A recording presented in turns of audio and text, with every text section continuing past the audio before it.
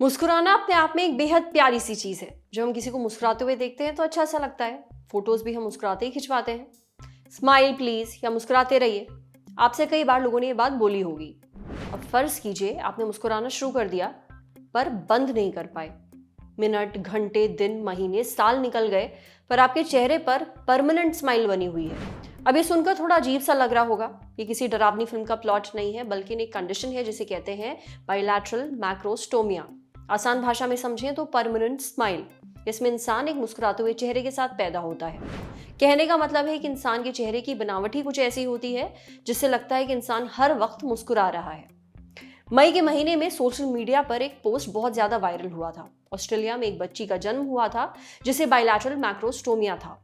बच्ची जब मां के पेट में थी तभी इस कंडीशन का पता चल गया था। बच्ची के जन्म के बाद उसके मम्मी पापा ने बायलैटरल मैक्रोस्टोमिया जैसी रेयर कंडीशन के बारे में जागरूकता फैलानी शुरू करी ताकि ज्यादा से ज्यादा लोगों को इसके बारे में पता चल सके। इंडिया में भी इसके कुछ केसेस मौजूद हैं। तो सबसे पहले जानते हैं कि कुछ लोग ये परमानेंट स्माइल के साथ क्यों पैदा होते हैं। ये जो लाफिंग फेस होता है, जिसे लाफिंग फेस कहेंगे, और हंसता चेहरा किसी किसी को जन्मजात एक गिफ्ट बनता है और ये अनकॉमन है। ये जो ऑस्ट्रेलिया की न्यूबॉर्न बेबी है, इसे कहा जाता है कि बर्थ डिफेक्ट, जिसमें चेहरे के अपने जो लिप्स होते हैं उनके दोनों साइड के लिप्स के क्लिफ्ट होते हैं, जो जहां पर हमारा मुंह का एंगल क्लोज होता है, वो क्लोजिंग फीचर पूरा बंद नहीं हो जाता है। इसकी वजह से 7th week of gestational phase of pregnancy, जो 7वें हफ्ते में हमारे पेट में, ये क्लिफ्ट क्लोज हो जाना चाहिए, पर वो क्लोज नहीं होता और वो क्लिफ्ट ओपन रहता है। उसी तरह से वो बच्ची वो क्लिफ्ट ओपन रहने से हंसता हुआ चेहरा लेकर पैदा होती है।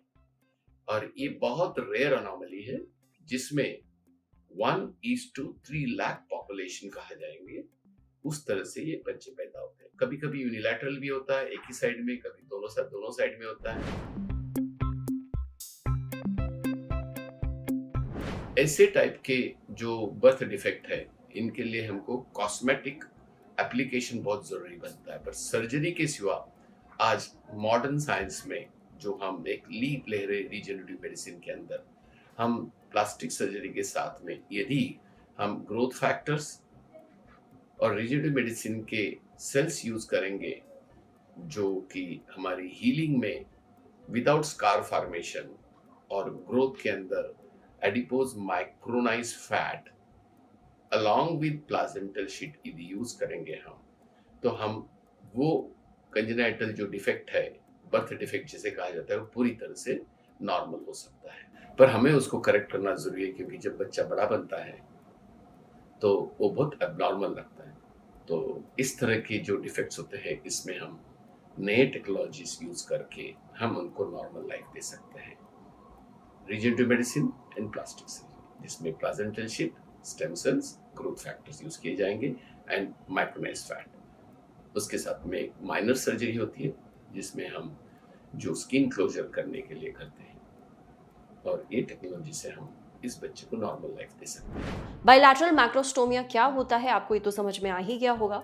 जैसे डॉक्टर साहब ने बताया, इसका इलाज भी मौजूद है। सर्जरी से इस कंडीशन को ठीक किया जा सकता है, डिफॉर्मिटी को ठीक किया जा सकता है। वैसे तो ये बहुत ही रेयर कंडीशन है, बहुत ही कम लोग इसके साथ पैदा होते हैं, पर जो पैदा होते हैं उनके लिए भी विकल्प मौजूद है। अब बढ़ते हैं सेहत के अगले सेगमेंट की तरफ, तन की बात। जानिए कुछ लोगों को छींकने पर या खांसने पर यूरिन क्यों पास हो जाता है।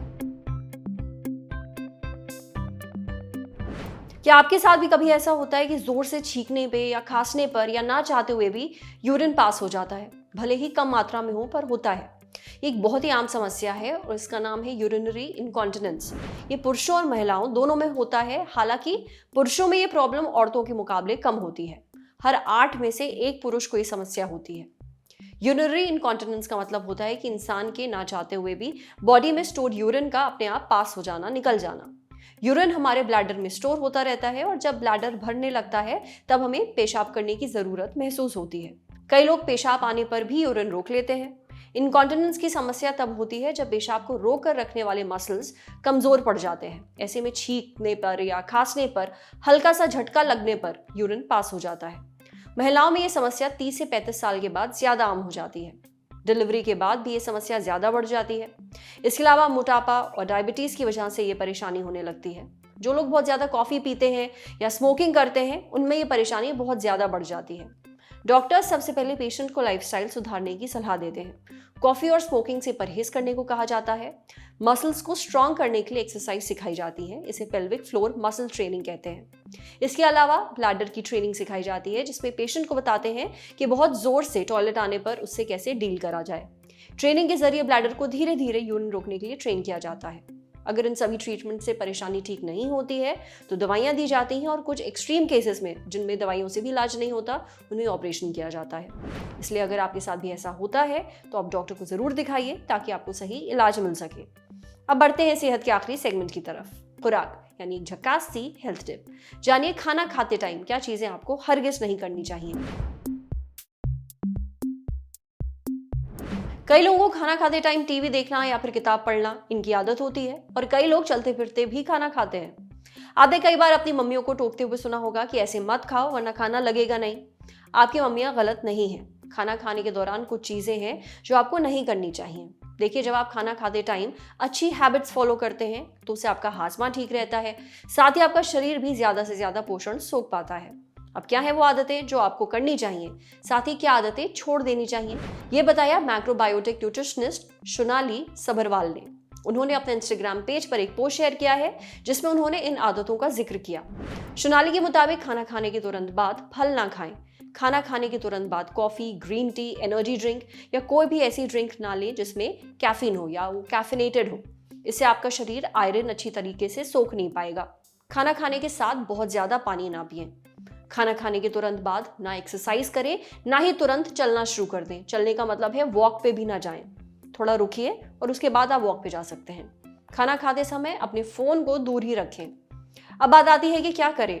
सबसे पहले तो सीधे बैठकर खाना खाइए। लेट कर अंगड़ाई लेते हुए खाना मत खाइए। खाने के साथ साथ कुछ फर्मेंटेड चीजें खाइए जैसे कि डेयरी। इससे खाना हजम होने में आपको मदद मिलती है। आखिरी बात, खाने को अच्छे से चबाइए। आज सेहत पर इतना ही। अगर आप एक डॉक्टर हैं, हमसे कुछ शेयर करना चाहते हैं तो जो ईमेल आईडी इस वक्त आपको अपनी स्क्रीन पर दिख रही है उस पर हमें एक मेल भेज दीजिए। ये वीडियो फेसबुक पर देख रहे हैं तो हमारे फेसबुक पेज को लाइक करिए। यूट्यूब पर देख रहे हैं तो हमारे चैनल को सब्सक्राइब करिए। बेल आइकन पर जरूर क्लिक कर दीजिए ताकि जब भी हम कोई नया वीडियो अपलोड करें तो उसका नोटिफिकेशन आप तक सबसे पहले पहुंचे। शुक्रिया।